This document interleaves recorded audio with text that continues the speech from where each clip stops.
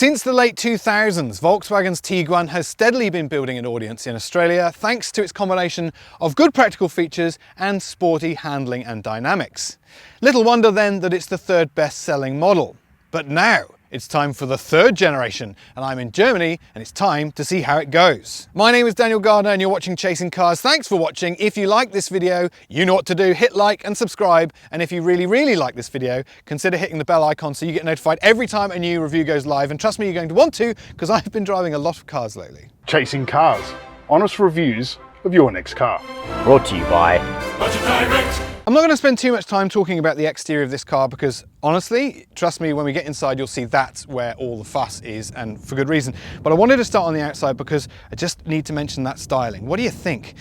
Clearly the cost of living crisis has hit hard in Germany too, because they have saved a lot of cash in paint. I'm not sure how I feel about that big curvy nose. I really like the styling of the previous generation, second generation Tiguan. It had some lovely sharp lines and a real angular look, and it's just been sort of softened off slightly. I know it's subjective. I know it doesn't really matter what I think. What matters is what you think, especially if you've got the cash in your pocket to buy one of these. Let me know what you think in the comments below. Also, look at this. It's much bigger, and that also translates to big things on the inside as well. So without further ado, let's get inside. In the front row, everywhere you look, there is a sense that the Tiguan has grown up another generation. We've gone from puberty into adulthood, and it shows everywhere, from the quality of the materials to the driving position, the sense of space, the view of the road around. It really is actually putting a foot almost into the large segment with the features and space it offers in here. Let's have a look at some of the storage options to start with, because that's pretty impressive. There's no shelf here. A lot of brands now offering a little storage shelf or device or something there, but you do get a reasonable sized glove box. Door pockets are also a reasonable size, and I love that they're carpet lined, so you can put things in there and they don't jangle around and rattle. Particularly good for when you're making a video driving this thing on the road. Watch this space. It's here though that it really excels. Up front I've got a little rubberized shelf for putting things on. Putting phones on? No, because underneath that's where the phone goes.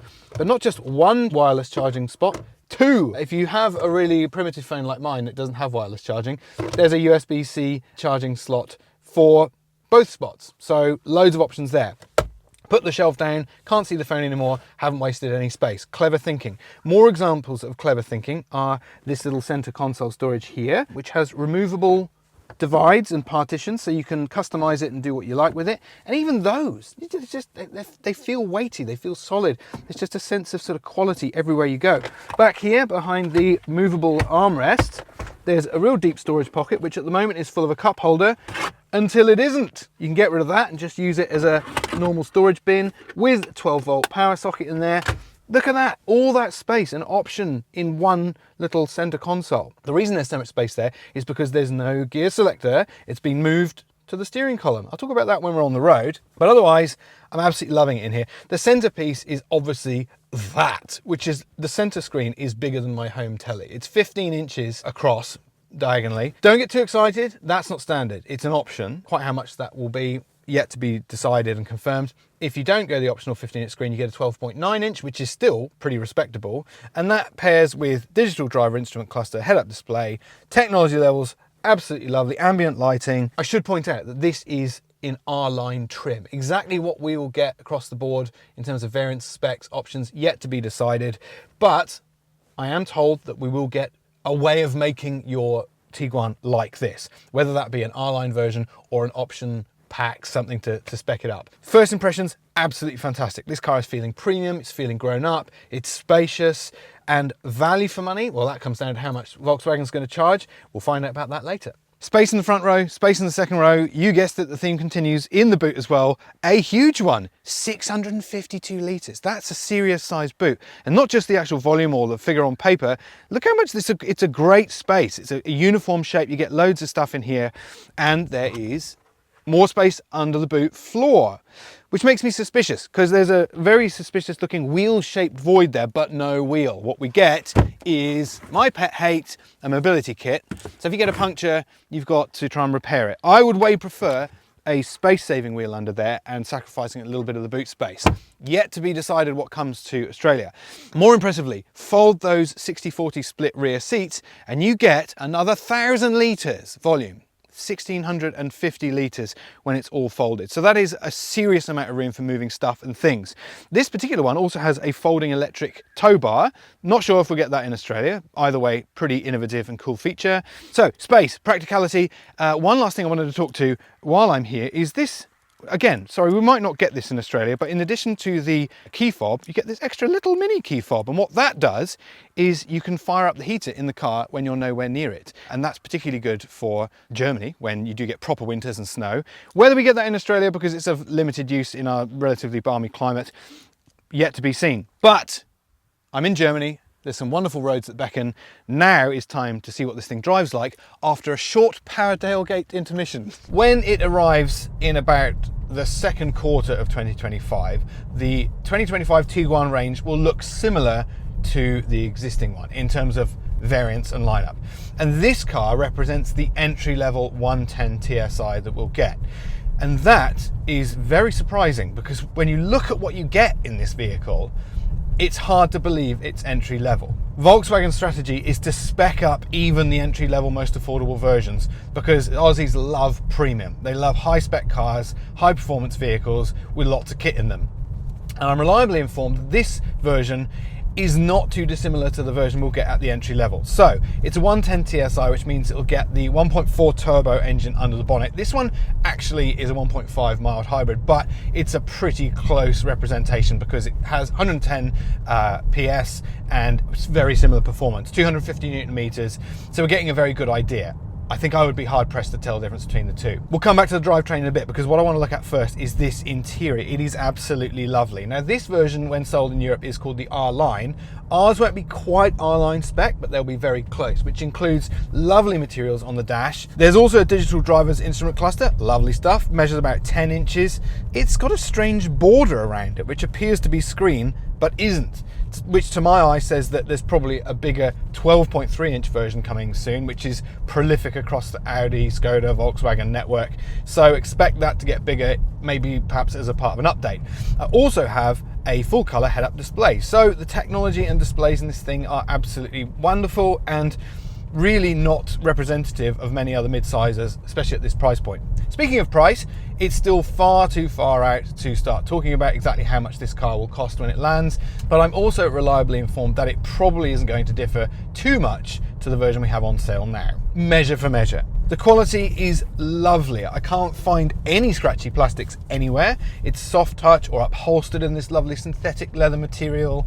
I've got a black roof lining, I've got top spec Harman Kardon stereo system. It really is feeling way more premium than it should. I should point out that that massive screen is an option. The standard version will get a 12.9 inch screen, which is still pretty respectable. Some of the features offered in here though are really likable. So as with many infotainment systems, operating systems are going these days, it feels far more like a smart device rather than an actual piece of home electronics. So you've got swipe and pinch functions. It's all really, really beautifully laid out. I love the sharp graphics, resolution's awesome. But I also really like some of these background modes. So rather than just picking a color, you pick sort of a theme. For the record, my favorite is Eternity, which brings this lovely kind of yellowy, greeny blue. But also you have a complete set of moods as well. I don't know why they've separated this out because it's a completely different screen to pick your moods, but kind of achieves the same thing. Not sure why they've separated them out. It also changes the ambient lighting. At night it's much easier to appreciate the effect. But either way, I like them both. Not sure why they're in two separate screens. There's also this lovely digital display on the smart dial down here. So you just push that once and it either switches into your driving mode, which I can switch from comfort into sport, individual or eco, and then hit it again and it becomes the volume control knob for the stereo. So really clever bit of multi-use from the same sharp looking bit of hardware, which also unclutters the center console with very few switches. You achieve the same thing with just one dial. I've also got, for the driver's instrument cluster, a number of view options. So I can scroll through 3 different layouts of the dash. So something a bit more sporty that accentuates the rev counter and the speed right in the middle, or I can have the 2 dials separated to allow a more greater share of the screen to be taken up by navigation.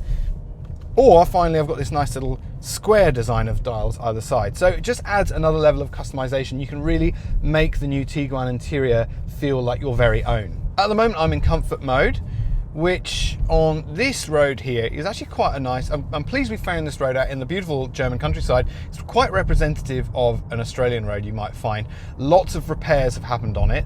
The one thing I will say is that Germany knows how to repair a road, whereas it seems like in Victoria at least, they do not. But here you can see there's lots of imperfections, a bit of damage from the water falling off that tree over many, many years.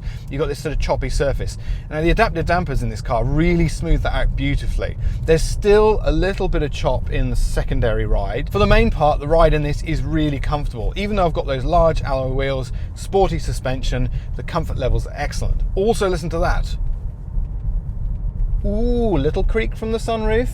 Other than that, it's actually wonderful. The fit and finish of this interior is excellent, and that NVH level, engine is completely imperceptible at these speeds. I'm only doing 80 odd kilometers an hour at the moment. At freeway speeds though, I can absolutely vouch for really, really respectable NVH levels. It's one of the many ways that this new Tiguan is defying its mid-size. But here is where this car really impresses. Sport mode. Find some little exciting roads like this one. Use the paddle shifters to stir a little bit more of that little 1.5 litre engine.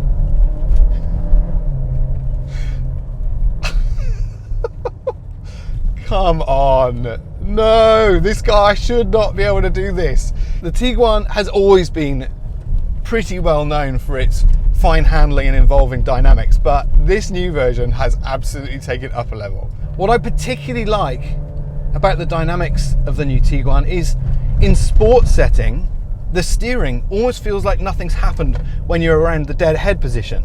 It still feels light and effortless, but then when you turn it into a corner, that's when the extra weight and feel becomes apparent, and it is just lovely. The steering has never been better in any of Volkswagen's SUVs. It strikes that incredibly difficult balance of feel and feedback, but without being exhausting or having that horrible synthetic weight dialed in. This is just perfect. There is a genuine hot hatch vibe to the new Tiguan. I absolutely love piloting this through some twisty roads. However, when it comes to the engine,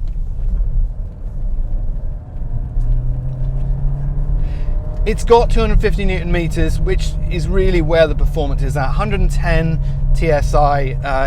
It's not the most powerful engine in the world. It does need stirring and really ringing out to get any meaningful performance. So its performance doesn't really match that incredible chassis, which is in a way only a small criticism because this is only the entry-level version. Above this, we're going to have a 150 kilowatt version, and above that, the R line will be 195 kilowatts. So if you want a car that will do a straight line in far fewer seconds, those versions are on their way. But as I say, it comes back to that chassis. That's really where the performance is in this car, at least in this early first test. I'm actually going to switch it back into comfort because you can see how much of a difference that sport ride makes. It is a remarkable difference. I love though how the bandwidth has been arranged through those dampers. So at the comfortable end, there's actually still quite a bit of performance to be had and really good responsiveness on the road. And then when you go to full sport, it's still not actually terribly uncomfortable. So that balance of one extreme to the other has been very, very well sorted on this car. If you spent any time in any of Volkswagen's more recent models, it should be perfectly clear that the brand is putting a significant amount of effort into putting a toe into more premium territory, and it is working beautifully. Look at the Touareg at the top of the range, huge premium prestige appeal to that car. The Golf has never felt more sophisticated, and now the Tiguan has been treated to the same premium treatment. And I have to say, of all the models I've driven so far, this one, the new Tiguan, probably goes further into premium territory than anything I've driven from the VW badge before. Honestly, I don't think it has manifested itself more than in the new Tiguan. It's so premium. If we get an interior like this included in the price, or at least as a reasonably priced option, I don't think there's anything else in the segment that can do what this does for the cash.